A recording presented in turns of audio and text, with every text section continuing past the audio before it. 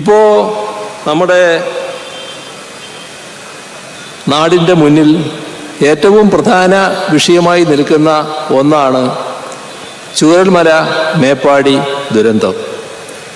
ചൂരൽമല മേപ്പാടി ദുരന്തത്തിൽ വലിയ നഷ്ടമാണ് നമുക്ക് സംഭവിച്ചത്. ഇന്ത്യയിലെ തന്നെ വലിയ ദുരന്തങ്ങളിൽ ഒന്നായിട്ടത് മാറി.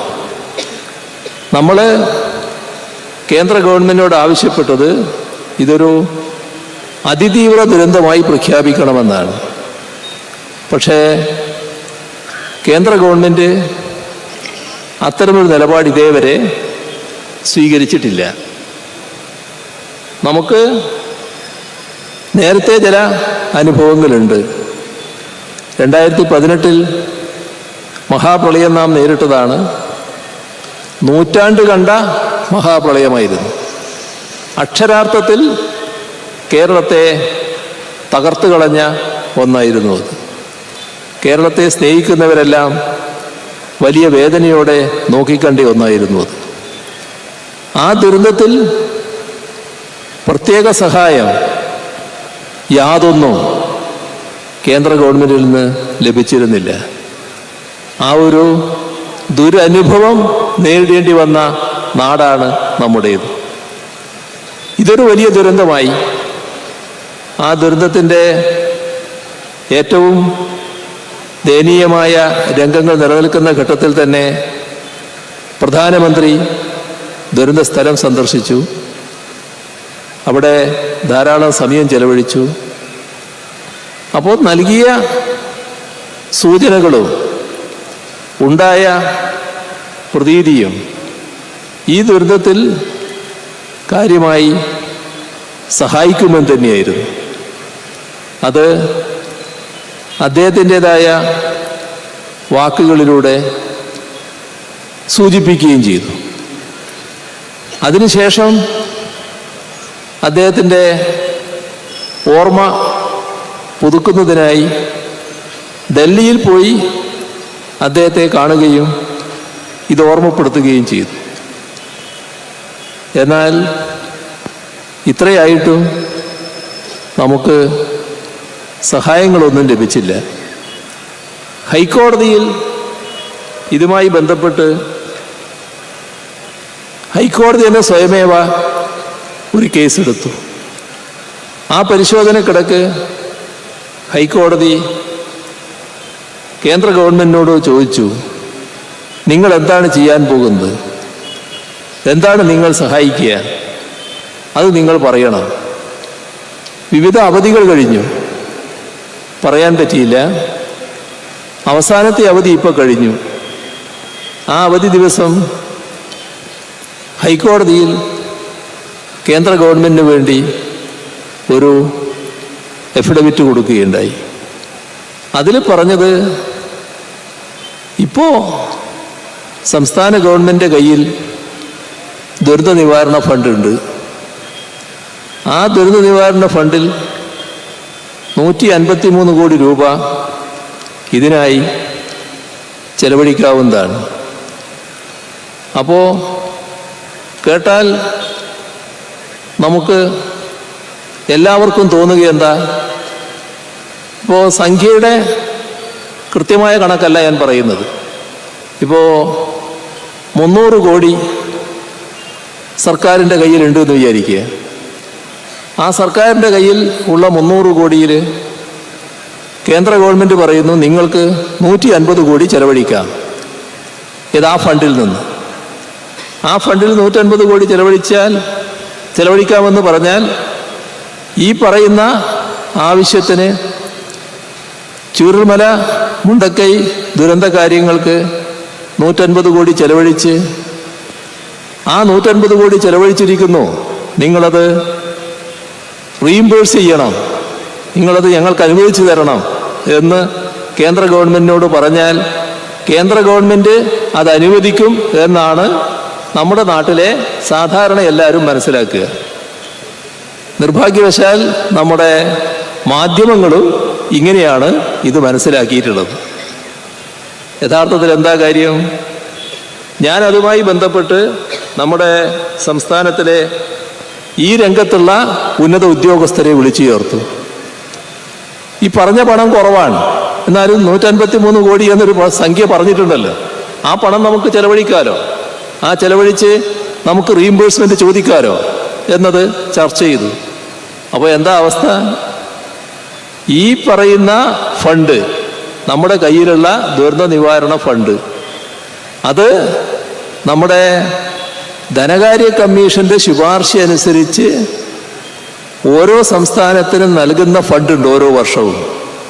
അതിൻ്റെ ഭാഗമായി നമ്മുടെ കയ്യിലെത്തിയ ഫണ്ടാണ്. ആ ഫണ്ട് നമുക്ക് ചെലവഴിക്കണമെങ്കിൽ അതിന് നിശ്ചയിച്ച മാനദണ്ഡങ്ങളുണ്ട്. ആ മാനദണ്ഡപ്രകാരം മാത്രമേ ചെലവഴിക്കാൻ പറ്റൂ. ആ മാനദണ്ഡപ്രകാരം ചെലവഴിച്ചു കഴിഞ്ഞാൽ അതിൻ്റെ ഭാഗമായി റീഇംബേഴ്സ്മെൻ്റ് ഇല്ല. ഈ പറയുന്നതിന് ചെലവഴിക്കാൻ പറ്റില്ല. ചൂർമല മുണ്ടക്കൈക്ക് വേണ്ടി ചെലവഴിക്കാൻ പറ്റില്ല. അതിൻ്റെ പ്രത്യേക ആവശ്യങ്ങൾക്ക് ചെലവഴിക്കാൻ പറ്റില്ല. ഈ പറയുന്ന മാനദണ്ഡങ്ങളിൽ പെടുന്ന കാര്യങ്ങൾക്ക് ഈ ഫണ്ട് ചെലവഴിക്കാം എന്ന് പറഞ്ഞാൽ ചുരുക്കത്തിൽ ഒരു പൈ കേരളത്തിനില്ല എന്നർത്ഥം. ഒരു ആളുകളെ തെറ്റിദ്ധരിപ്പിക്കുന്ന ഒരു സ്റ്റേറ്റ്മെൻ്റാണ് തയ്യാറാക്കിയിട്ടുള്ളത്. ഇത് കേന്ദ്ര ഗവൺമെൻറ്റിനെ വീണ്ടും അറിയിക്കാൻ പോവുകയാണ്. കേന്ദ്ര ഗവൺമെൻറ്റിനോട് ഈ സമീപനം തിരുത്തണമെന്നാവശ്യപ്പെടാൻ പോവുകയാണ്. അതുമായി ബന്ധപ്പെട്ട് പ്രധാനമന്ത്രിയുടെ അടക്കം ശ്രദ്ധയിൽപ്പെടുത്തണം എന്നാണ് നിശ്ചയിച്ചിട്ടുള്ളത്. ഈയൊരു നിലപാട് നമ്മുടെ കേരളത്തോട് സ്വീകരിക്കുമ്പോൾ മേപ്പാടി ദുരന്തത്തിന് ശേഷം നമ്മുടെ രാജ്യത്ത് ചില ദുരന്തങ്ങൾ ഉണ്ടായിട്ടുണ്ട്. മേപ്പാടിയിൽ മാത്രമല്ല ദുരന്തം ഉണ്ടായത്. ആ ദുരന്തത്തിന് ശേഷം ഉണ്ടായ ദുരന്തമൊന്ന് മഹാരാഷ്ട്രയിലാണ്. അവിടെ 1492 കോടി രൂപയാണ് ആ ദുരന്തത്തിൻ്റെ തൊട്ടു പിന്നാലെ കൊടുത്തത്. അതേപോലെ തന്നെ ആസാം 1036 കോടി രൂപ കൊടുത്തിട്ടുണ്ട്. അപ്പോൾ കേന്ദ്ര ഗവൺമെൻറ് മറ്റ് റിപ്പോർട്ടുകൾക്കൊന്നും കാത്തു നിൽക്കാതെ പണം കൊടുത്തതിനെ കുറിച്ചാണ് ഞാൻ പറയുന്നത്. ഇവിടെ 1036 കോടി കൊടുത്തത് ആസാമിനല്ല, ആന്ധ്രാപ്രദേശിനാണ്. ആന്ധ്രാപ്രദേശിന് 1036 കോടി, ആസാമിന് 716 കോടി, ബീഹാറിന് 655 കോടി, ഗുജറാത്തിന് 600 കോടി. ഒരു റിപ്പോർട്ടും വേണ്ടി വന്നിട്ടില്ല. നല്ലത്, അവർക്കെല്ലാം കൊടുത്തതിന് നമ്മളാരും എതിർക്കുന്നില്ല. നമുക്കതിന് എതിർക്കേണ്ട കാര്യമില്ലല്ലോ. ഓരോ സംസ്ഥാനത്തിനും സഹായം കൊടുക്കുന്നത് നല്ല കാര്യമാണല്ലോ. പക്ഷേ ആ സഹായം ഒരു പ്രത്യേക കണ്ണിൽ കൊടുത്താൽ പോരാലോ. കേരളവും വിഷം അനുഭവിച്ചൊരു സംസ്ഥാനമല്ലേ, ജനങ്ങളല്ലേ എല്ലാവരുടെയും.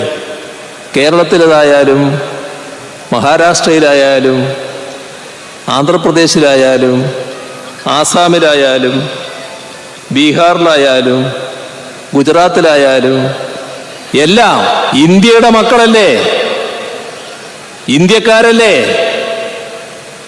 ഈ കേരളം ഇന്ത്യക്ക് പുറത്താണോ?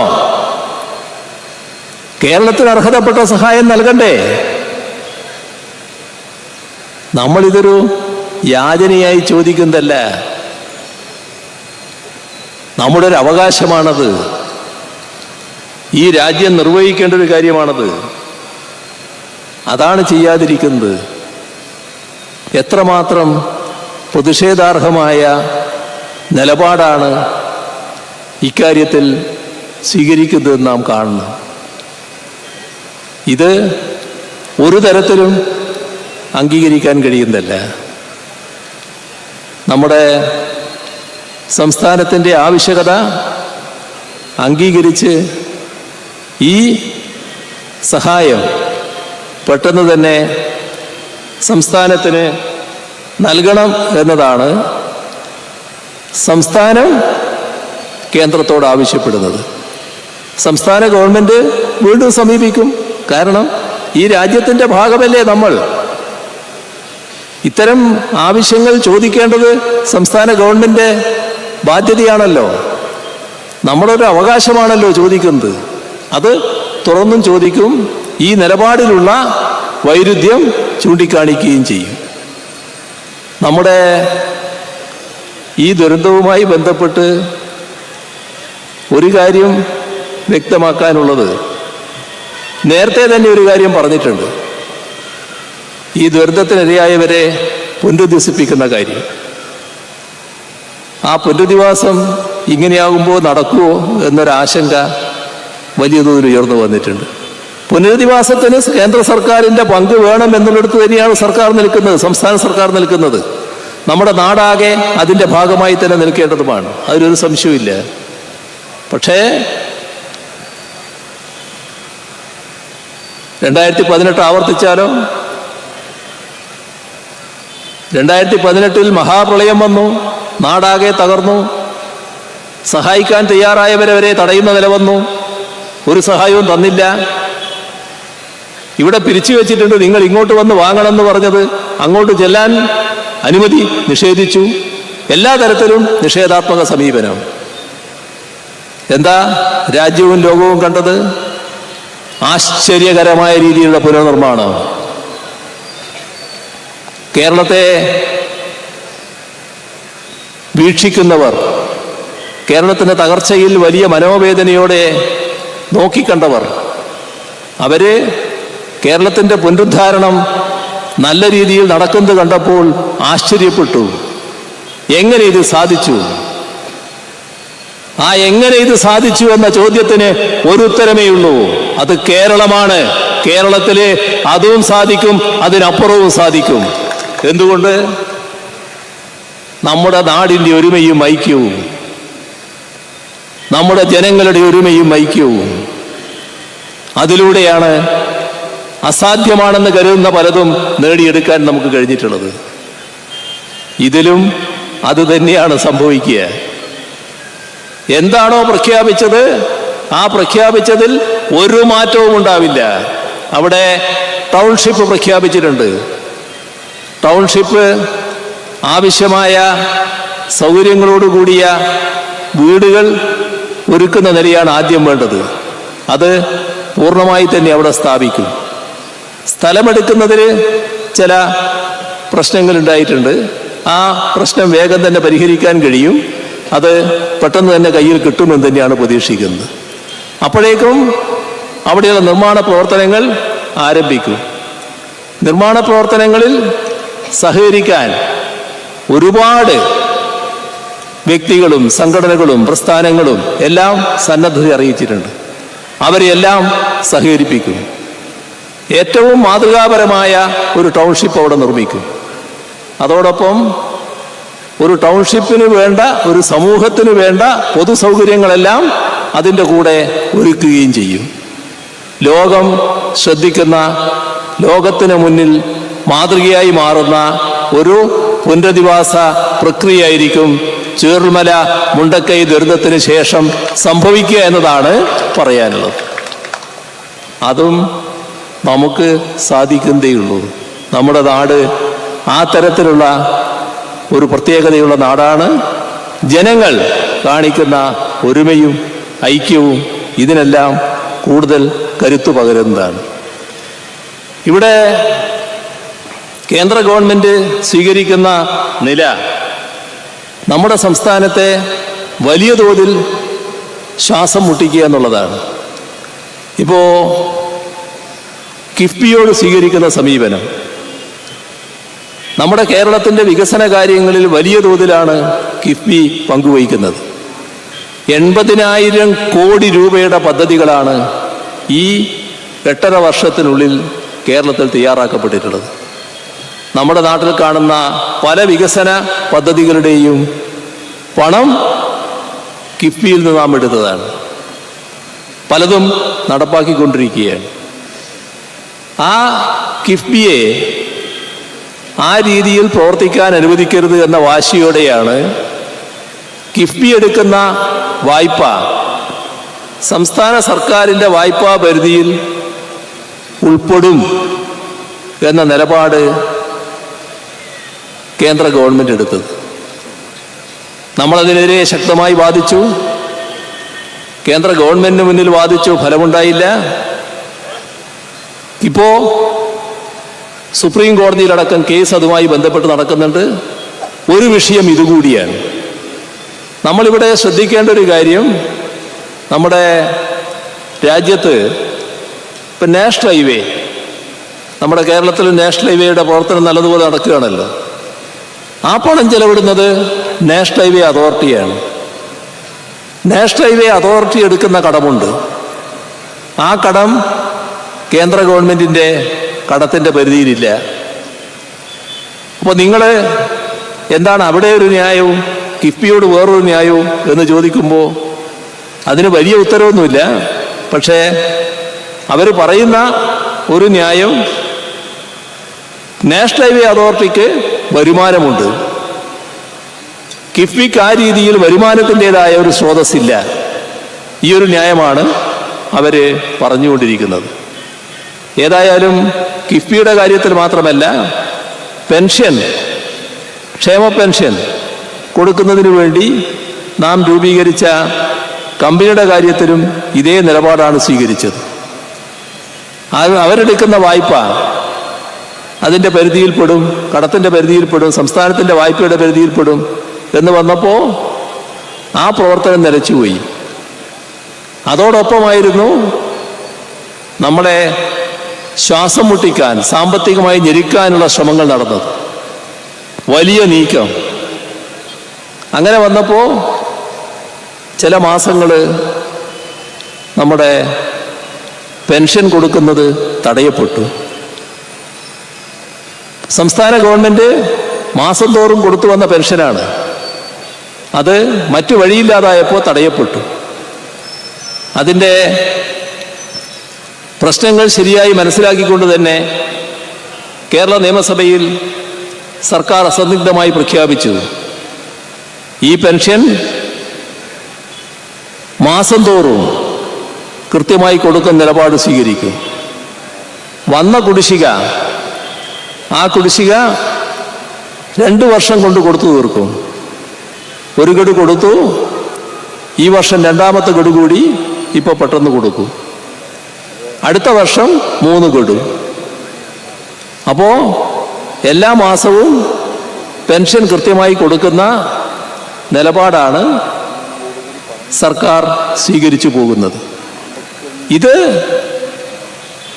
മുടങ്ങണം എന്ന ചിന്തയാണ് കേന്ദ്ര ഗവൺമെൻറ്റിന്. അത്തരം മുടക്കുന്നതിനാവശ്യമായ നടപടികൾ സ്വീകരിക്കുമ്പോൾ മുടങ്ങിക്കോട്ടെ എന്ന നിലപാട് തന്നെയാണ് നമ്മുടെ കേരളത്തിലെ പ്രതിപക്ഷം UDF സ്വീകരിച്ചുകൊണ്ടിരിക്കുന്നത്. ഇതും നാം ഗൗരവമായി കാണേണ്ട ഒരു പ്രശ്നമാണ്. കേരളത്തിലെ ഇത്തരം പ്രശ്നങ്ങളിൽ എല്ലായ്പ്പോഴും UDFും BJPയും 2 ഭാഗമായല്ല പ്രവർത്തിക്കുന്നത് എന്നത് കഴിഞ്ഞ കുറച്ചു കാലത്തെ അനുഭവത്തിലൂടെ നാം കാണുന്നതാണ്. അവർ രണ്ടാണെങ്കിലും ഒരേ മനസ്സ് എന്ന നിലയിലാണ് കാര്യങ്ങൾ നീങ്ങിക്കൊണ്ടിരിക്കുന്നത്. അതിലൂടെ നമ്മുടെ നാടിൻ്റെ പുരോഗതി തടയുന്ന കാര്യങ്ങളടക്കം സംഭവിക്കുകയാണ്.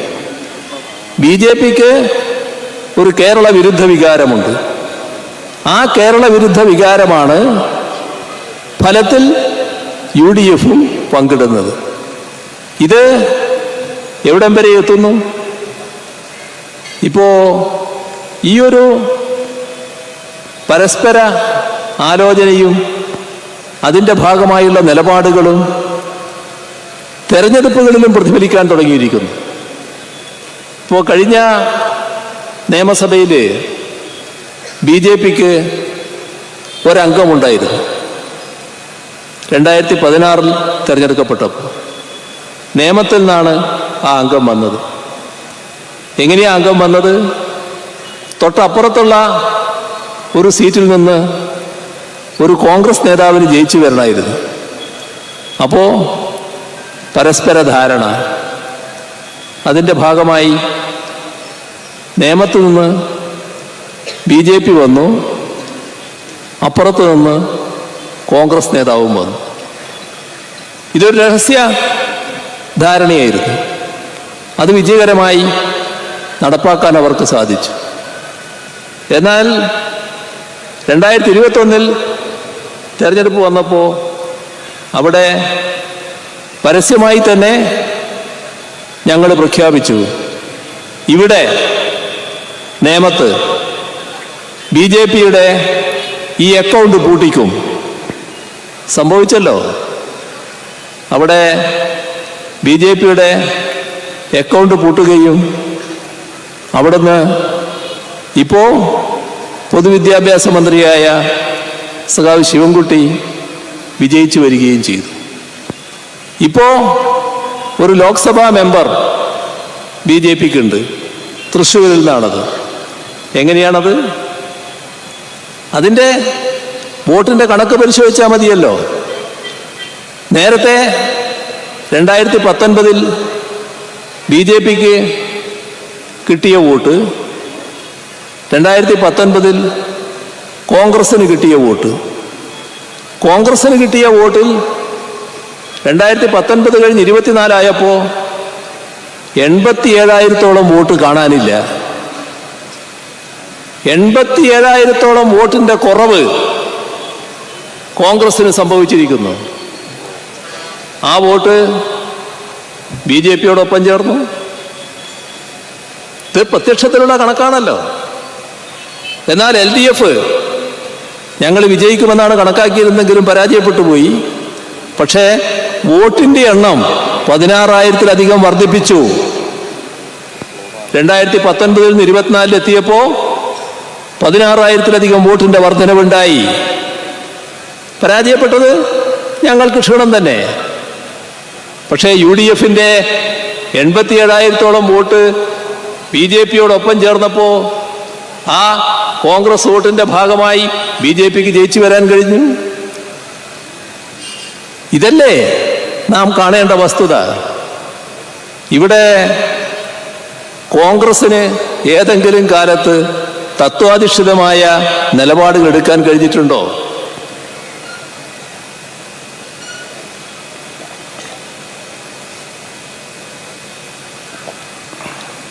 കോൺഗ്രസ് 1960 വിമോചന സമരം കഴിഞ്ഞ് സഖാവ് EMS പട്ടാമ്പിയിൽ മത്സരിക്കാൻ പോകുന്നു. അവിടെ ജനസംഘം സ്ഥാനാർത്ഥിയെ പ്രഖ്യാപിച്ചു. ആ പ്രവർത്തനം ആരംഭിച്ചു. പൊതു സ്ഥാനാർത്ഥി EMSനെ പരാജയപ്പെടുത്താൻ ആ പൊതു സ്ഥാനാർത്ഥി കോൺഗ്രസിൻ്റെതായി വന്നു. ദീനദയാൽ ഉപാധ്യായ അന്നത്തെ ജനസംഘത്തിൻ്റെ സമുന്നതനായ നേതാവ്, അദ്ദേഹം പട്ടാമ്പിയിൽ വന്ന് പൊതുയോഗങ്ങളിൽ പ്രസംഗിച്ചു EMSനെ പരാജയപ്പെടുത്താൻ. ഇതല്ലേ ഉണ്ടായത്? ഇതേ കാര്യം പാലക്കാട് സഖാവ് AKG മത്സരിക്കാൻ പോയപ്പോൾ സംഭവിച്ചില്ലേ? AKGയെ പരാജയപ്പെടുത്താൻ പൊതു സ്ഥാനാർത്ഥിയെ നിർത്തിയില്ലേ? പക്ഷേ ജനങ്ങൾ അംഗീകരിച്ചില്ല. കോലീബി സഖ്യം നമുക്കറിയാവുന്നതാണ്. എല്ലാ കാലത്തും 4 വോട്ടിനു വേണ്ടി വർഗീയതയെ ചേർത്ത് പിടിക്കാൻ ഒരു മടിയില്ല. അതല്ലേ കാണുന്നത്? ഇപ്പൊ അതെവിടം വരെ എത്തി? ഇപ്പോ ജമാഅത്തെ ഇസ്ലാമിയെയും SDPIയെയും വലിയ തോതിൽ കൂട്ടുപിടിക്കുന്നു. ഇന്ന് പത്രങ്ങളിലുണ്ട്, അഭിമാനപൂർവം പാലക്കാട് നിന്നൊരു കോൺഗ്രസ് നേതാവ് പറഞ്ഞിരിക്കുന്നു, ഞങ്ങളുടെ വിജയത്തിൽ SDPIയുടെ പങ്കുണ്ട്. എന്തൊരു അഭിമാനം! എന്താ അഭിമാനത്തിൻ്റെ പിന്നിൽ? എങ്ങോട്ടാണ് നാടിനെ കൊണ്ടുപോകുന്നത്? എവിടത്തേക്കാണ് നാട് എത്തിച്ചേരുക? ജമാഅത്തെ ഇസ്ലാമി നമ്മുടെ രാജ്യത്ത് ഈ കാണുന്ന നില നിലനിൽക്കണമെന്ന് ആഗ്രഹിക്കുന്നവരല്ല. ജനാധിപത്യം അതേ രീതിയിൽ വേണമെന്നല്ല അവരാഗ്രഹിക്കുന്നത്. അവർക്ക് അവരുടേതായ ആശയമുണ്ട്. ആ ആശയം രാജ്യത്തിൻ്റെ ഭരണമല്ല, ലോകത്തിൻ്റെ ആകെ സാമ്രാജ്യമാണ് ഉദ്ദേശിക്കുന്നത്. അതിൻ്റേതായ നയമാണ് അവർ മുന്നോട്ട് വെക്കുന്നത്. അതിൻ്റെ ഭാഗമായി സാധാരണഗതിയിൽ തെരഞ്ഞെടുപ്പിൽ വിശ്വസിക്കുന്നില്ല. ഇപ്പൊ നമ്മുടെ രാജ്യത്തിൻ്റെ ഭാഗമാണല്ലോ ജമ്മു കാശ്മീർ. ജമ്മു കാശ്മീരിലെ ജമാഅത്തെ ഇസ്ലാമി ഇതേവരെ തെരഞ്ഞെടുപ്പിൽ വിശ്വസിച്ചിരുന്നില്ല. അതല്ലേ വസ്തുത. ഇത്തവണയാണ് അവർ തെരഞ്ഞെടുപ്പിലേക്ക് രംഗത്ത് വന്നത്. എന്തിന്? BJPയെ സഹായിക്കാൻ. അവർ 4 സീറ്റുകളിൽ മത്സരിക്കാൻ തീരുമാനിച്ചു. ഒരു സീറ്റിൽ കേന്ദ്രീകരിച്ചു, സഖാവ് തരിഗാമി മത്സരിച്ച സീറ്റിൽ. തരിഗാമിയെ പരാജയപ്പെടുത്താൻ. എന്താ തരിഗാമിക്കുള്ള കുറ്റം? കാശ്മീർ വിഷയത്തിൽ എല്ലാ കാലത്തും ശരിയായ നിലപാടെടുത്തു പോന്ന കമ്മ്യൂണിസ്റ്റ് നേതാവ്. അവിടെയുള്ള ജനങ്ങൾക്കാകെ അതറിയാം. ജമ്മുകാശ്മീരിലെ ജമാഅത്തെ ഇസ്ലാമിക്കാർ മുഴുവനായിട്ട് അങ്ങോട്ട് കേന്ദ്രീകരിച്ചു പരാജയപ്പെടുത്താൻ തരിഗാമിയെ. പക്ഷെ ജയിച്ചത് തരിഗാമി. ഇപ്പോ ഞങ്ങൾ കഴിഞ്ഞ കാലത്ത് ഇടതുപക്ഷത്തെയല്ലേ പിന്താങ്ങിയത് എന്ന് ജമാഅത്തെ ഇസ്ലാമി ചോദിക്കുന്നുണ്ട്. ജമാഅത്തെ ഇസ്ലാമിക്ക് അങ്ങനെ ഒരു നയം നേരത്തെ ഉണ്ടായിരുന്നു. എങ്ങനത്തെ നയം? സ്ഥാനാർത്ഥികളെ നോക്കി പിന്താങ്ങുകയാണ്. അങ്ങനെ ഒരു നയം ഒരു കാലത്ത് അവർ സ്വീകരിച്ചിരുന്നു. ഏതിൻ്റെയും ഭാഗമായിരുന്നില്ല. ഞാനിപ്പോൾ ഓർക്കുകയാണ്, പൊന്നാനിയിൽ ഒരു മത്സരം നടക്കുന്നു. ഒരു ഭാഗത്ത് ഞങ്ങളുടെ സ്ഥാനാർത്ഥി TK ഹംസ, മറുഭാഗത്ത് MP ഗംഗാധരൻ, കോൺഗ്രസിന്റെ സ്ഥാനാർത്ഥി. ജമാഅത്തെ ഇസ്ലാമിയുടെ പ്രഖ്യാപനം, MP ഗംഗാധരന് പിന്തുണ. മറ്റൊന്നിലേക്കും ഞാനിപ്പോൾ പോകുന്നില്ല കേട്ടോ. ഏതാണ് മാനദണ്ഡമെന്ന് ആലോചിച്ചാൽ മതി എല്ലാവരും. TK ഹംസയും MP ഗംഗാധരനും മത്സരിക്കുമ്പോൾ MP ഗംഗാധരന് പിന്തുണ നൽകുന്ന നിലപാടായിരുന്നു ജമാഅത്തെ ഇസ്ലാമി എടുത്തത്. ഇതാണ് നാടിന്റെ ചരിത്രം. നിങ്ങളന്ന് സ്വതന്ത്രമാണെന്ന് പറയാറുണ്ടായിരുന്നു. ആ സ്വതന്ത്ര വേഷം കാണിക്കുന്നതിന് ഏതെങ്കിലും 1-2 സ്ഥലത്ത് ഞങ്ങളുടെ സ്ഥാനാർത്ഥികളെ ചിലപ്പോൾ പിന്താങ്ങിയിട്ടുണ്ടാകാം. ഞങ്ങൾ നിങ്ങളുമായി ഒരു ഘട്ടത്തിലും തെരഞ്ഞെടുപ്പ് ധാരണ ഉണ്ടാക്കിയിട്ടില്ല. ഹോൾസെയിലായിട്ട് നിങ്ങളുടെ പിന്തുണ ഞങ്ങൾ അഭ്യർത്ഥിച്ചിട്ടുമില്ല. നിങ്ങൾ സ്വതന്ത്രമായി നിങ്ങളുടെ നിലപാടുകൾ സ്വീകരിച്ചിട്ടുണ്ടാകാം. അതിനപ്പുറം നിങ്ങൾക്ക് പറയാൻ കഴിയോ? ഇപ്പോഴതാണോ? പ്രിയങ്ക ഗാന്ധിക്ക് പരസ്യ പിന്തുണയല്ലേ ജമാഅത്തെ ഇസ്ലാമി പ്രഖ്യാപിച്ചത്? എന്ത് പറയാനുണ്ടായി കോൺഗ്രസിന്? ജമാഅത്തെ ഇസ്ലാമിയുടെയും SDP-യുടെയും പിന്തുണ പരസ്യമായി വരുമ്പോ പ്രതികരിക്കണ്ടേ? തെരഞ്ഞെടുപ്പിൽ മത്സരം വോട്ടിന് വേണ്ടിയാണ് എന്നുള്ളത് ശരിയാണ്. പക്ഷെ ആ വോട്ട് ഏതുമാകാമെന്നാണോ? ഇവിടെ തലശ്ശേരിയിൽ പണ്ട് നടന്ന ഉപതെരഞ്ഞെടുപ്പ് ഓർത്ത് നോക്കൂ. ആ ഉപതെരഞ്ഞെടുപ്പിൽ EMS തലശ്ശേരി വെച്ച് പ്രഖ്യാപിച്ചു, ഞങ്ങൾക്ക് RSSന്റെ വോട്ട് വേണ്ട. ഒലിച്ചുപോയോ ഞങ്ങൾ? അതാണ് രാഷ്ട്രീയ ആർജവം. വർഗീയ വിരുദ്ധ നിലപാടിൻ്റെതായ രാഷ്ട്രീയ ആർജവം. നിങ്ങൾക്കത് കാണിക്കാൻ കഴിയുന്നുണ്ടോ? നിങ്ങളെ അഭിമാനപൂർവം ഞങ്ങളുടെ കൂടെ SDP-യും ആ വിജയത്തിൽ പങ്കാളിയാണ്. SDP-I ആദ്യം തന്നെ പ്രകടനം, എല്ലാ കാര്യങ്ങളും നടക്കുകയാണ്. ഞാനധികം ദീർഘിപ്പിക്കുന്നില്ല, കുറച്ച് നീണ്ടുപോയി എന്നാണ് തോന്നുന്നത്. ഇപ്പോ ചേലക്കര, ഇപ്പോ ഉപതെരഞ്ഞെടുപ്പ് വയനാട്, പാലക്കാട്, ചേലക്കര. വയനാട് നേരത്തെ നല്ല നിലക്ക് രാഹുൽ ഗാന്ധി ജയിച്ച മണ്ഡലം. അവിടെ പ്രിയങ്ക ഗാന്ധി വന്നു. അത് പുറമെ പാലക്കാട് കഴിഞ്ഞ നിയമസഭാ തെരഞ്ഞെടുപ്പിൽ 3 മണ്ഡലം, ഒന്ന് മഞ്ചേശ്വരം, മറ്റൊന്ന് കാസർഗോഡ്, മൂന്നാമത്തെ പാലക്കാട്. ഈ 3 മണ്ഡലവും ഞങ്ങൾ 3-ാം സ്ഥാനത്ത് പോയ മണ്ഡലമാണ്. അതാണ് യാഥാർത്ഥ്യം. ഞങ്ങളിത് പരിഹരിക്കാൻ വേണ്ടി ശ്രമിക്കുന്നുണ്ട്, നല്ല ശ്രമം നടത്തിക്കൊണ്ടിരിക്കുന്നുണ്ട്. കയ്യിലുള്ള സീറ്റ് ചേലക്കരയാണ്. അപ്പോ ഞങ്ങളെ യഥാർത്ഥത്തിൽ പരാജയപ്പെടുത്തി വിജയം നേടി ഈ കേരളത്തിലെ സർക്കാരിനെതിരെയുള്ള രാഷ്ട്രീയ വിജയം ഞങ്ങൾ നേടിയിരിക്കുന്നു. സർക്കാരിൽ ജനങ്ങൾ അവിശ്വാസം രേഖപ്പെടുത്തിയിരിക്കുന്നു എന്ന് പറയാൻ ചേലക്കര വിജയിച്ചു വരണമെന്ന് അവർ കണക്കാക്കി. എല്ലാ സന്നാഹങ്ങളും ഒരുക്കി. തെരഞ്ഞെടുപ്പിൽ ജയിക്കാൻ വേണ്ടി പ്രവർത്തിക്കുമല്ലോ, അതിനപ്പുറവും ചെയ്തു. എന്തായി?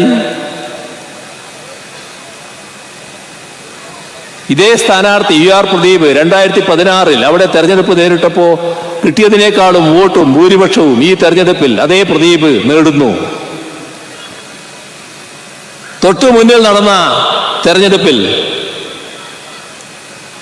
LDFന് കിട്ടിയതിനേക്കാളും കൂടുതൽ വോട്ട് സമ്പാദിക്കാൻ ഇത്തവണ LDFന് കഴിയുന്നു.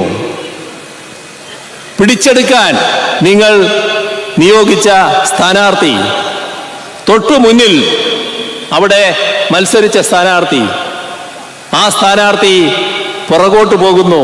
കഴിഞ്ഞ തെരഞ്ഞെടുപ്പിൽ നേടിയ വോട്ട് പോലും സ്വന്തമാക്കാൻ ആ സ്ഥാനാർത്ഥിക്ക് കഴിയുന്നില്ല. ആരുടെ വിജയം? അതല്ലേ കാണേണ്ടത്? കേരളത്തിലെ ജനങ്ങൾ LDFനോടൊപ്പം നിൽക്കുന്നു എന്നുള്ളത് ആവർത്തിച്ച് പ്രഖ്യാപിക്കുന്ന തെരഞ്ഞെടുപ്പ് ഫലമാണ് ചേലക്കരയിൽ ഉണ്ടായത്. അതുകൊണ്ടാണ് ചേലക്കരയിൽ ചേലുള്ള വിജയം എന്ന് നാട് ഒന്നിച്ചു പറയുന്നത്. ഇതാണ് നാം കാണേണ്ട കാര്യം. ഇത് കൂടുതൽ ഉത്തരവാദിത്വം നമ്മളിൽ ഏൽപ്പിക്കുന്നു എന്നത് നാം കാണണം. നമ്മുടെ നാടിൻ്റെ ഇനിയുള്ള മുന്നോട്ട് പോക്ക്, ആ മുന്നോട്ട് പോക്കെന്ന് പറയുമ്പോൾ നാം ആഗ്രഹിക്കുന്നത് ഇന്നുള്ളിടത്ത് നിൽക്കലല്ല.